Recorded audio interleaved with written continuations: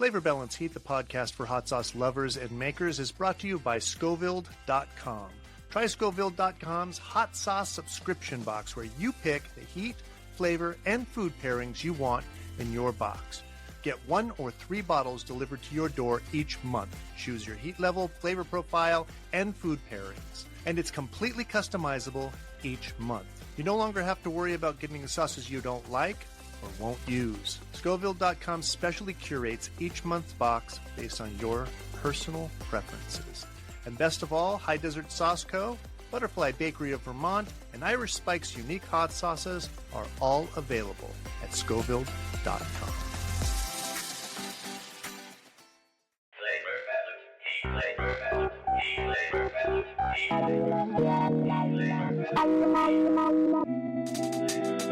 Welcome to Flavor Balance Heat, the podcast for hot sauce lovers and makers. I'm Spike. And I'm Claire. And Zach is doing Zach things again this week. And today we welcome Laura Dadap from DJABLO Sauce. How you doing, Laura? Doing great. How are you all doing? Great. Good. It's really nice to meet you. Yeah, I'm excited to talk to you. It's been a while. I know. It's been months. Like, I think we were we wearing jackets the last time we saw each other? I don't think so. I think the last time was at the Hot Sauce Expo. And then I think we've chatted a couple times since then. Yeah. A few texts, a few DMs. Yeah. But I've been watching your social media. That's been lots of fun. You know, that's how I keep people updated with what I'm doing, or if I need a wellness check. Like, oh, she's still alive, or she scheduled it. Either one. So, Laura, tell us your history with spicy food and with hot sauce and how you got to where you are now. Sure. So I am a first-gen Filipino Chinese American, or as I like to say, Chilipino. Filipino is great too, but Chilipino just really has a nice like a vibe. Sounds like an actual pepper. Yeah, and maybe we should make a Chilipino. Not a trade secret. I don't know how to make peppers. But my dad is from, a lot of people think about Manila when you think about the Philippines, Luzon, which is the main island where the capital is, and they associate flavors of sweet flavors, savory flavors, sour flavors, but they don't think about the spicy about the Philippines. So my dad is from a region called an island called Leyte, and it's in a region called the Visayas, which is the central, like, huge. Like, if you think about a body, Luzon is like the head, the Visayas is like the entire torso, and maybe up to the knees. So it's a huge region. Everything there is stewed with ginger, garlic, and the heat of a bird's eye chili. And so it has this like really nice, warm, flavorful heat.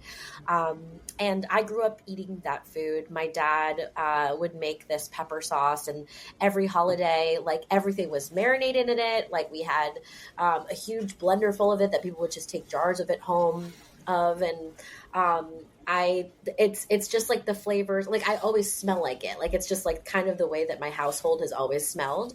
And I never thought twice about it until I started dating my husband, John. I brought him a plate of my dad's pork belly. He ate that entirely up, and it had a side of my dad's sauce on. And John looked at the cup of sauce after he finished the plate of pork and was like, and just shot it. like a 2-ounce shot of whiskey.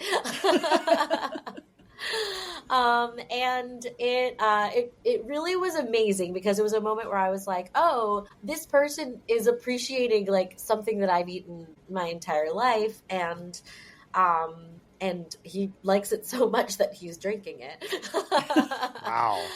So naturally, when we got married, I asked my dad, like, do you think you could make this as our wedding favor? And he was like, sure. So he went to a science-minded friend's house, and they took all the like eyeball measurements that he's done his entire life. And he's a poor music student. His only way of socializing with people while he was learning the culture and the country and the language was by cooking for them. So he's like cooking off of a tiny little hot plate in his dorm room illegally. He's making adobo for everyone and making friends with the security guards so he could cook for them. So my dad takes this recipe that he's just been like, this feels right. And he really got it down to a science, and made 300 bottles, and I gave them out as my wedding favors.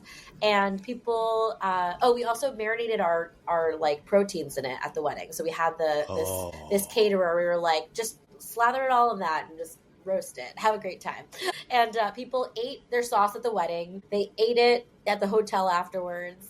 They took it home to eat by themselves, and some people took it elsewhere to share with other people. And one of those places was Heatonist, and that's when Noah called me and was like, "Hey, this is good." I was like, "Wow, where'd you get my wedding favor?" That's really cool. So what a way to. That's amazing. Yeah, I launched in. I just kind of, it was a whole a journey. But you asked the right question. Yeah. What year was that I guess that he just called you? That must have been I think 2017. We had gotten married at the end of 2016, and that was like we incorporated in 2019 because we did 2 years of just like market research because we're musicians. We don't work in commercial kitchens, and we don't. We had to do a lot of learning. That's awesome. So, how did you make that transition? I mean, that sounds like it's a pretty sharp turn. Yeah. Unfortunately, I haven't made the full transition. So I think it's just my highway broadened. Okay. So I'm like, I was, driving down one lane, and now I'm on like a nice 6-lane highway. But yeah, so as I said, my dad came here as a student. He's a musician. So I'm a first-generation American, second-generation musician on my dad's side. I don't even know. I think third-generation musician on my mom's side. So I'm the black sheep. I'm making a CPG product, and the rest of my family is like virtuosic musician. I'll say that again. Virtuosic musicians. There you go. Well, go ahead, Claire. Oh, yeah, go ahead. I don't know. I was starting to say something and then I stopped. So go ahead, Spike. So I'm still doing it. I'm still performing. I'm still a creative human. I literally, last night before my market today, I had a concert of like six Filipino American composers debuting like new musicals, and I'm one of the co-composers on a musical. So I was singing in a show last night until like midnight. Wow. I went out to the market. But like I am an actor and a musician. I've played on Broadway before. I was in the show Here Lies Love in the band. I play bass and cello. And so, that's my day job. That's awesome. Wow. And my other day job is making hot sauce. So it was something where, I was doing the patchwork life of like catering, and I worked like front of house so much as a restaurant person. So I've done serving, bartending, catering, but I've never worked in the kitchen. Amazingly, my husband was a line chef as a teenager. And so he is absolutely our quality control. Like he's the person that like maximizes efficiency in the kitchen. Cause as a kid, he's the one that was like chopping hand cut fries and getting them in the deep fryer. He knew all of the kitchen safety. But we patchworked the things that we knew from the previous lives that we led or the lives that we were living. And we figured out where we were efficient. Obviously, you've seen my social media, so I am the creative monstrosity behind our brand. And we learned a lot. We talked a lot to Cornell, which is our resource over here. We emailed back and forth a lot about shelf stable things. I've asked a lot of questions. Like I have a rule, which is just no dumb questions. Every question is a great question. Yeah. It's good life skill. Claire, I've asked you a lot of questions. Claire's the person to go to. Questions. That's why we get along so well. So I mean, the long answer to how I got here is I'm doing all the things, but all of the things have helped me become the hot sauce entrepreneur that I am here today. Flavor Balance Heat, the podcast for hot sauce lovers and makers, is brought to you by Irish Spike's unique hot sauces and Vandal pepper sauces. I'm Spike, the owner and executive saucier. Our sauces are handmade in the Pacific Northwest using the best possible ingredient. We believe that hot sauce equates to a balance of sensational heat coupled with a robust and complex flavor profile. Live your hottest life with Irish Spikes. Irish Spikes unique hot sauces and Vandal pepper sauces are available at saucecult.com. Do you want to be doing all the things, or do you at some point kind of want to pick a lane? If I could be doing it all, it would be great. Like if I could find the right team of people to help like everything run, because this is something where every time we grow, we catch another person that's like, I love doing this. I love the way that this feels and what we're doing and how we're making other people feel. So, you know, like it's kind of the culture of what we've made here, because it wasn't a choice really. It was an accident that we ended up here. So we were like, well, if this is an accident, we're just going to have a great time while we're doing it. And we're going to work hard, and we're going to put our authentic and like full-hearted selves behind it. And try to help people be where they're at. So a lot of the people that work for us are fellow creatives. Like one of the people that helps us run the kitchen has a recording studio that they're building out. Another one is an organizer. And then we've got like an amazing Broadway actor who helps us like pack orders. He has like he's my friend Jason Sweettooth. He has literally the most unique resume I've ever heard of. I was like, so this is how I've found like success in packing bottles. I've broken a lot of bottles before, but this many layers of like paper and bubble wrap and blah, blah, blah. And he's like, oh, when I was in high school, I worked at an abnormally shaped shipping company. So he would ship things like pool cues. And he packed, like, someone did an unboxing video, and I was like, that was the most beautiful packaging I've ever seen. And it's like, we found all of these creative people who have been trying to make ends meet, and we're meeting them where they are. We're just like, you know what? The world doesn't, like, banks have told me you're not a real person. And I want, people have told my dad that he's not a real person. And I'm like, you're totally legit, Dad. Like, you made two people, my brother and I. But like, you know, I think that a lot of people are like, well, if you don't fit this formula, then you're not a hot sauce person. You don't have a hot sauce company. I'm like, no, I think if you can find the right equation of like people to help the business run, you could do as much as you want, and you can like have as many lanes as you want on your highway. But like the minute that I feel like I'm driving all the cars on the highway, that's when I'm like, I gotta pick a lane. Yeah. Well, and you know, and that's kind of for me. I keep changing my business to suit where it is and what it is I'm doing. I mean, obviously, food is my passion, so like it is just still being food, but also my family. Like when I started this, I was long away from meeting my husband, but you know, family work-life balance is incredibly important to me. And yeah, there are sometimes some choices where they don't want me to go on a trip or something like that. But for the most part, like, I'm like, nope, this is what works for me. And if it doesn't work for me to go on that trip or do that thing, I'm just not going to do it because it doesn't work. I love that. I love that for you, Claire. I might adapt some of that for my life. Well, and I mean, you have a family too. So like, you know, that like that balance, and that sometimes it's just like, yep, you just pick a thing and you're happy with it. Yeah. Whatever thing you have to pick. Yeah. So I assumed when you said that they came to you and, you know, you started making sauce that you co-packed, but you don't. You make your own? Oh, no. So we have two signature flavors that we've had for the last 6 years now. And I do that all myself in a incubator kitchen. So I'm still like, you know, renting time. It's this amazing place in Queens called Entrepreneur Space. Basically, QEDC, it's one of our business organizations here. They were like, let's fund something so that people aren't making basement cheese anymore. Or, you know, like we just want to have a place where people can learn to make their product and do everything in a facility that can accommodate and so that was the route we wanted to go with right away. I believe in the separation of like business and house when you're in New York City. Like there are a lot of other factors that you can't that you have no control over. You know, I have a neighbor that has a passion for pigeons.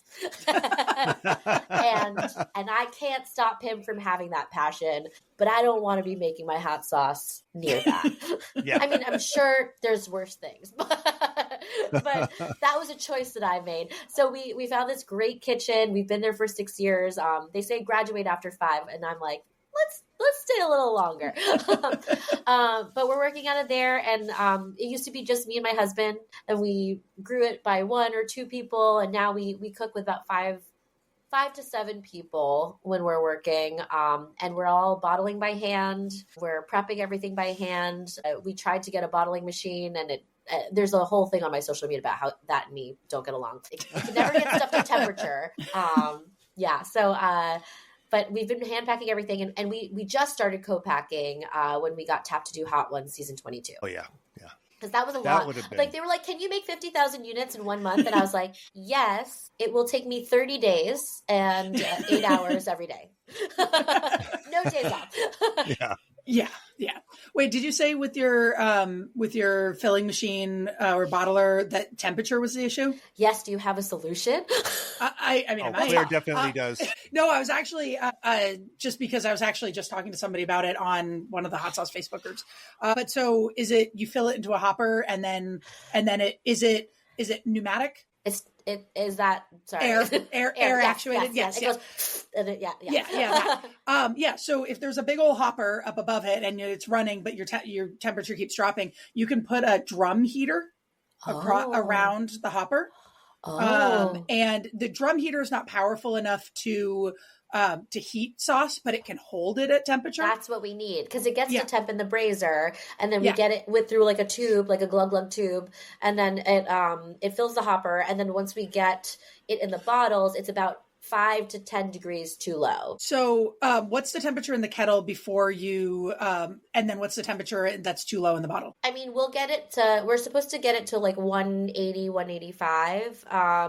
And we can get it to like 200 and it won't like burn the oil in there. Yeah. And then by the time it gets to the bottle, it's like 165. Okay. And then you said that you have a tube, a tube that goes into the hopper. Are you able to connect the tube directly, like eliminate the hopper and just connect the tube directly to the filler? That's a good question. Because there are fillers that that's how they do it. Well, because our filler, when we first got it, it came with a hopper, and we just filled it by buckets from there. But then we modified it, dropped it down to the ground on wheels, and then connected on a hose from the kettle directly to the filler. And then we have a gooseneck that comes back up, so that we're standing at regular height as we're filling it. But it's the same filler, and we do put it back up on a table and put a hopper on it when we do mustard, because mustard doesn't flow as easily. I just saw your mustard post, and I was like, I must try. I must try. Yeah, I loved, I'm assuming you're talking about the reel where I say that mustard, that making hot sauce is empowering and making mustard is humbling. Yeah. And I love that another Vermont hot sauce company chimed in and was like the truest words I've ever heard on Instagram. I was like, yes, it's tough. Yeah. I'm going to pop in real quick with an edit. I have an extra heated hopper. Are you trying to sell it? I will give it to you if you just do the take shipping. It off your hands. Oh, the shipping? Yeah. Where are you? I think it's even in a box. I'm in Moscow, Idaho, so there is that. Okay, that's fine. Well, I mean, Are they both tri-clamp? I'll take a picture of it and give you all the information. I will get you the info about my machine. So my kitchen is trying to sell me the machine. They're like, we bought it. It doesn't work for anyone that works here. And I was like, it actually did work for me once. And I like meticulously was taking temperature of the bottles. And it was like, I don't know what we did that one time. It was the first time we ever used it. And we were out so early. And I was like, if I could do this every time, because like, oh my gosh. But like, yeah, if I will get the info and let's talk, Spike. I'm excited. Absolutely. And I got to tell you guys the story. And actually, you know what? If it's okay, can I just leave this in? Yes. Okay, this is us sharing. Yeah, absolutely. Trade secret. No, so trade secret. I got because I think it's a great story to tell on the podcast. So, we wanted to get one of the junky kind of just cheap $300-$400 bottle fillers, just so I could learn it. So I could so that when we got an expensive one, I kind of had to mess with one for a while. And so we ordered one, and they sent 2 hoppers. And we specifically ordered the heater. So I contacted them. They said, "Oh, okay. I'm so sorry. Yes, we'll get that out. Don't worry about the other hopper. We're just going to send it out to you." So they sent another hopper. You're hopper rich. I am hopper rich. So much so that we're just like, when are we going to, I don't know what we're going to do with these things. So we don't actually use a bottle filler. We use the beer kettles. And so I don't have any use for them. So yeah, absolutely. I'm happy to, we'll work that out. I really believe that talking to people and just being real about what's going on and where you're at really offers some, like, how like weirdly fortuitous. I know, right? I heard that. I was like, oh. It's such a specific like need and problem and solution.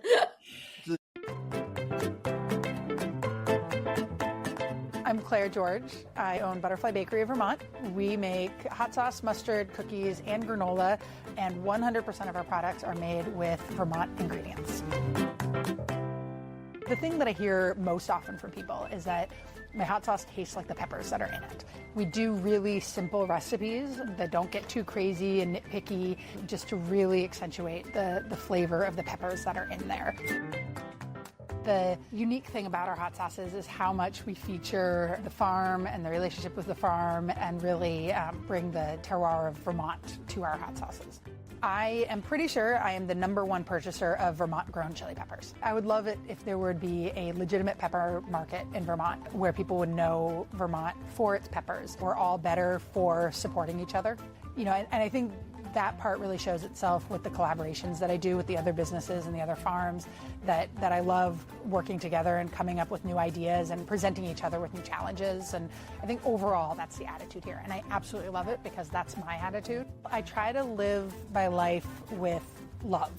The ingredients that I use, I would say that my values are reflected in that, that I use ingredients that, again, feel good, feel loving, feel supportive. The relationship with the farmer was how it all began. If I changed the reason for it being, if I went out and bought some commodity peppers, you know, it might not be as good.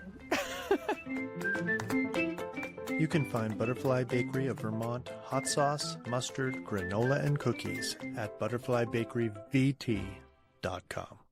To end that story real quick, I contacted, because it was through eBay, I contacted eBay.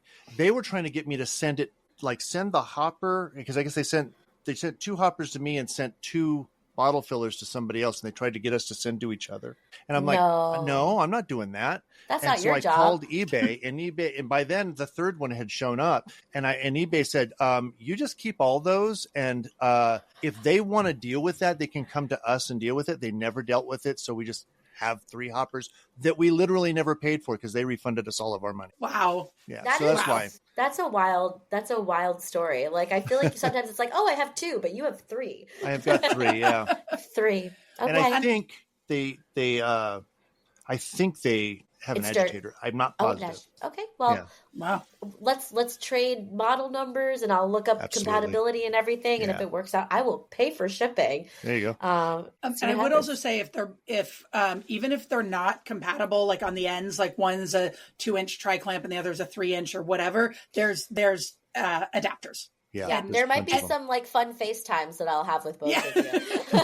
and I would also say, not only are there adapters, but like literally it's not hard to make an adapter, like to take one that works on one part and one that works on the other part. And you just need to find somebody who does sanitary welding, and they can make the 2 parts match. Wow. I'm sure there's someone out here that does that. Yeah. Wow. But it is sanitary welding, not regular welding. There is a difference. Yeah.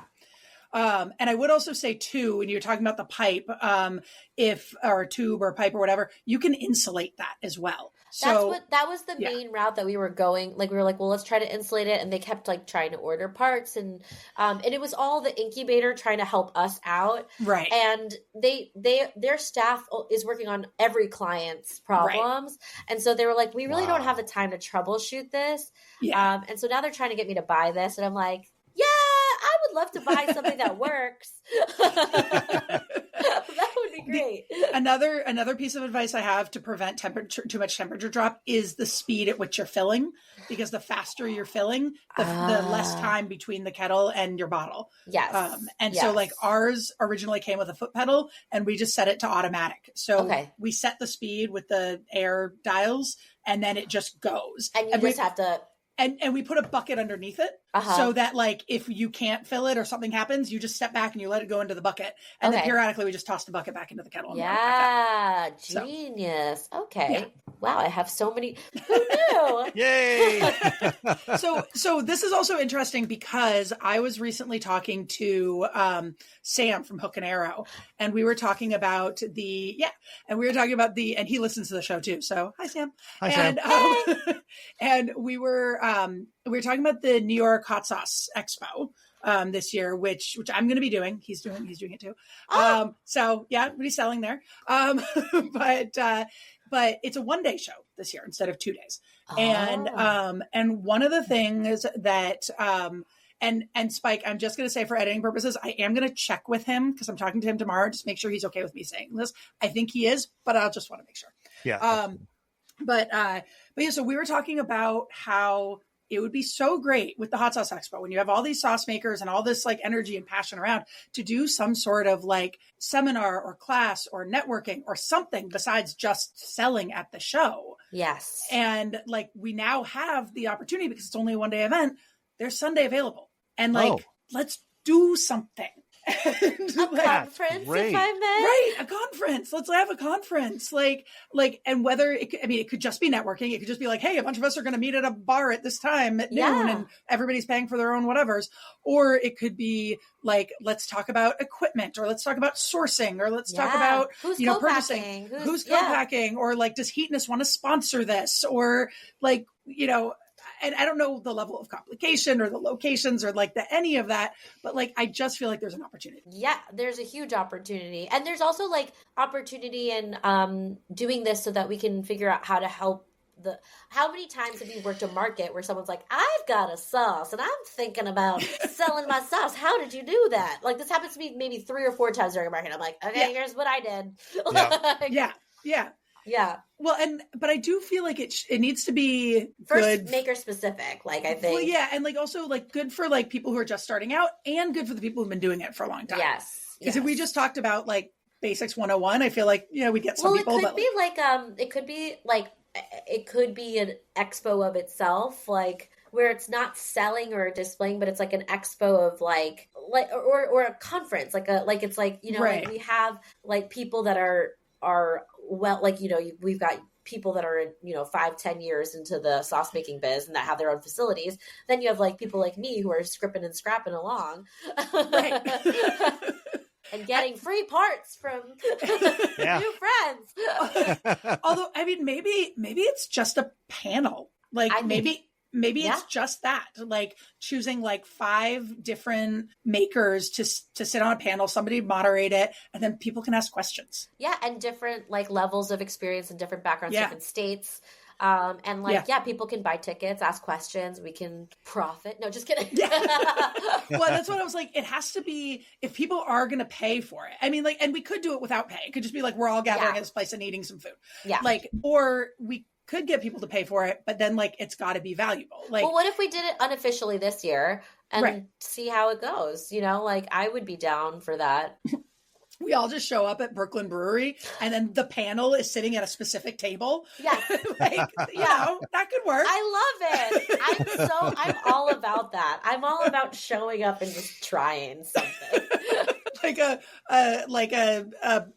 What do they call it when like, a mob, like a cash mob? It could just be like an information mob. Yeah. There you go. Yeah. Awesome. That's great. I love that. Yeah. Yeah. So I feel like there's something there. There's something. I think that you have such great ideas. I feel like we had a great idea for like our all female. I know. But then all of this stuff happened. Like I feel like everyone was like, I was ready, and nobody was responding to my emails. So. I know. Well, Diana and I took a whole meeting. We took notes. Right. We were like getting ready for it, and then we were just like, I think just everyone got so busy. Was that it was right before the holiday. I sent you guys messages. I was like, how'd that meeting go? What'd you talk about? Crickets. So. I'm so sorry. I'm still game. I was talking to somebody. This is annoying. I was talking to another sauce maker recently, and we were talking about. Oh, I remember what it was. It was. I'm not going to say who this was because of the idea, but it was But we were talking about doing like a New England box. Cool. Of different like New England sauce makers. Yeah. Nice. And like, because it's hard to figure out how to collaborate as sauce makers. Like, what does collaboration mean? And to be like, it's like we all have facilities everywhere. We do things differently. Like, how do both parties or several of the parties, like, you know, benefit from one collaboration? Right. Well, and I know like a lot of breweries will do something where they'll take the same recipe and they'll make it in both kitchens or both breweries, and then they'll each sell both of them as like a thing, or and they'll release them at slightly different times so people can buy them. It's, you know, but like, and so like that's a way to do it. But like, I like, what does it mean to have two sauces made with the same recipe? Like, that feels weird. I know. Like, I know. like, what does that mean? I've been talking to a maker like on the other side of the country, and we'd be like, we like each other a lot. We want to collaborate. Yeah. How do we do it? Because like, do you make all the sauce and ship it to me, or do I do it, like? Zach and I ran into that when we were talking about doing the $100 hot sauce. The New England box that we were talking about, one of the ideas that we had was that we each maker sends, like, let's say we're just going to do like a case. We'll each send, like, we all decide which sauces it's going to be a regular stock of sauces, and we send each of the people in the box a case, and then everybody sells on their own website this joint pack. And so so you're just selling, you know, basically you're sending out some sauce, and then you are selling this case or these packs on your website. Is earning the entire pack's value. Right, exactly. Which I like, and that I feel like works for some set number. Now, of course, each of these makers are going to be different volumes, and we've got the box itself that you have to like maybe coordinate, because we were talking about like 6 different ones or something. And so like there's some kind of cost there. But then what happens if like one of the makers is like, oh, I've sold out, I want more, and then like you have to send another case of sauce. The other cases, I mean, maybe you do if you're selling well, you buy it from them. Yeah. I don't know. Or if it sells out on one size and somebody's like, I want it, and be like, oh, you have to go buy it over there because I'm sold out now. See, I think this is what happened is like we started to get into the logistics of it, me and Diana, and we were like, and we were piecing together the like acquisition of First We Feast and everything. We were like, something's happening. And then we were like, maybe we should wait and try and investigate in person. And then like everything changed, I think, within that next like 2 months.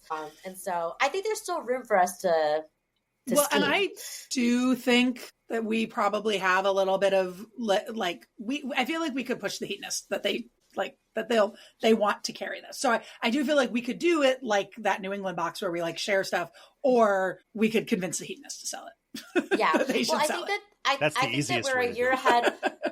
We're now a year ahead of Women's History Month again. So we have all of this time. So if we start planning now, then... So Claire, was this the purple hairnet?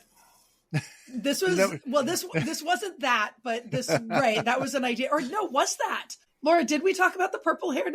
No, but I want to know what it is. What's the purple hairnet? Flavor Balance Heat is brought to you by High Desert Sauce Co. out of Tucson, Arizona. Zach is the owner and creative mind behind High Desert Sauce Co.'s hot sauces. He says, at High Desert Sauce Co., we make sauces that we love. The balance of bold heat and fresh flavor is the heart of our philosophy. We keep it simple by using the best ingredients we can get our hands on and letting the natural flavors run the show. High Desert Sauce Co., just the good stuff.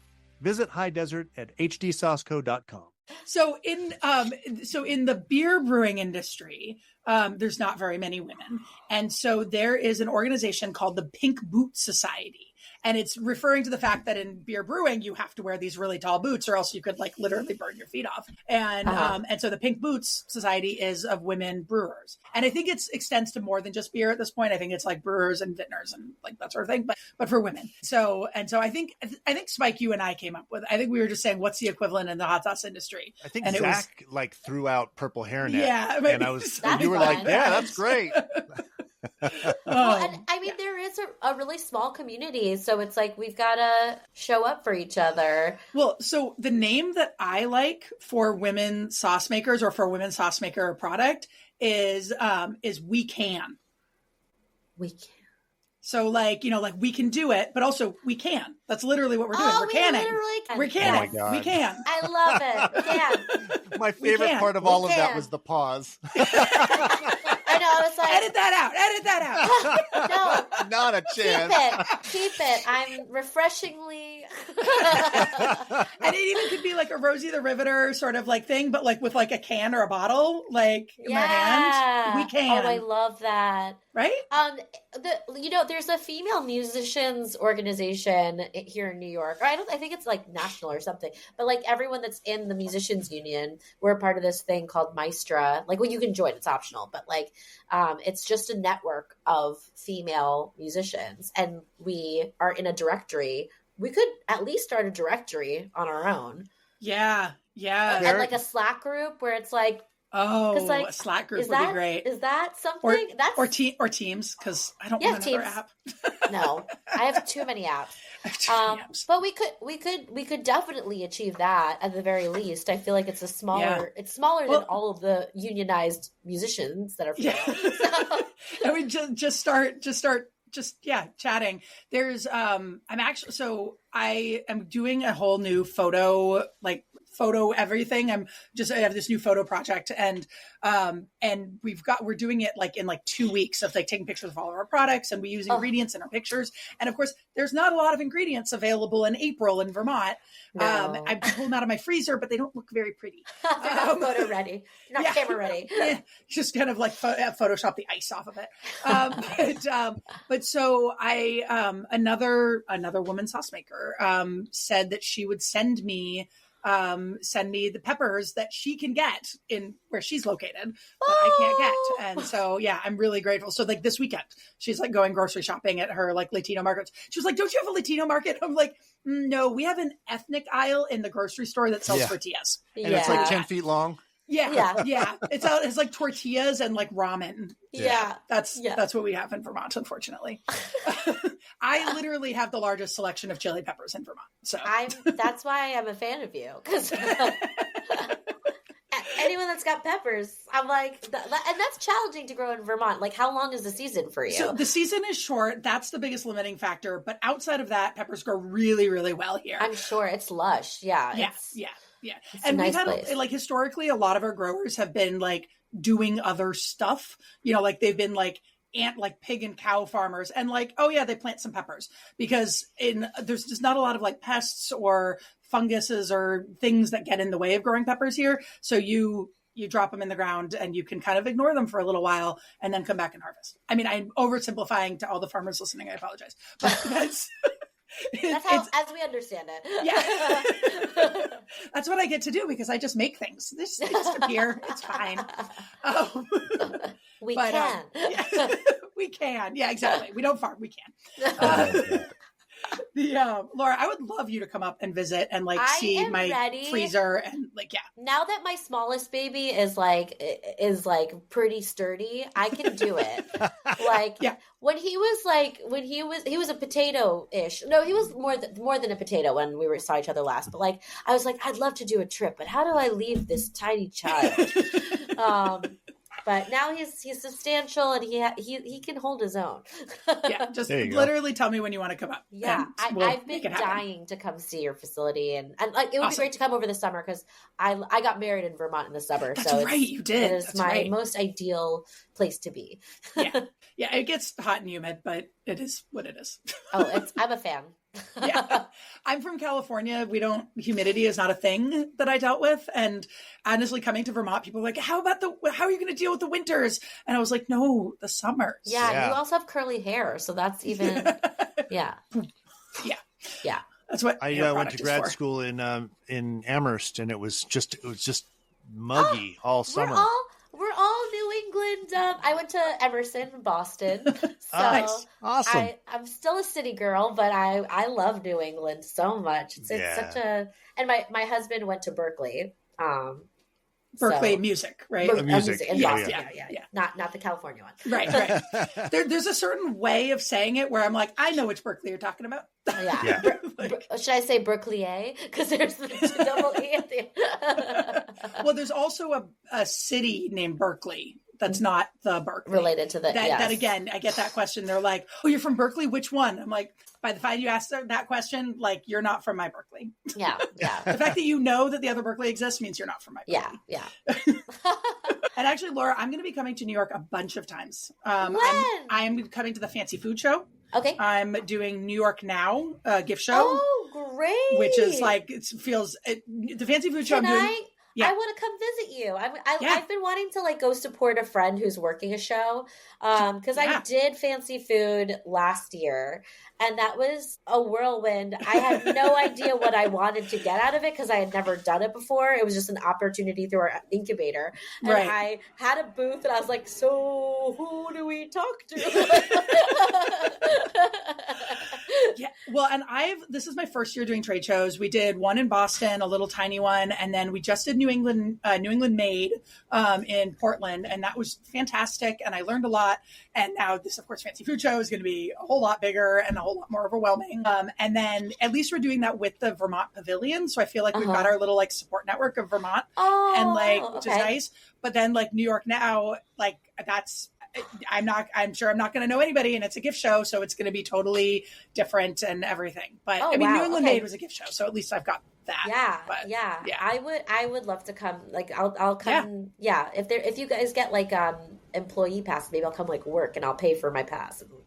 I'll find. Find out what the. But I would love to just like help, just hang one. And two, the only way you can hang out with me is if you're working with me. That's what people have discovered. So that I identify with that. I'm sure you all. Spike, I do have to tell you something that like popped into my mind. My band. So my husband and I are also in a band because we can't do anything without each other. But our band has a song that one of our bandmates wrote. It's called Idaho, and the lyrics are "I've never been to Idaho." So I think I maybe have to visit you because I too have never been to Idaho. Yeah, maybe we Moscow's all, a beautiful town. You guys, I'll send Claire, you the recording. You would love it here. My goodness. I know. I gotta come out there. I feel like that's like far out of the way of where I go. Maybe we'll do a band retreat in Moscow. There you go. Yeah, if you're in town, let me know. I've never been to Idaho Idaho. Oh my goodness. I feel like people would be like, John's Alley downtown, or what do you call it? I'm going to pitch it. I'm pitching it to the bands. Join us next week for part 2 of this episode. This has been a Spike Mind Media production.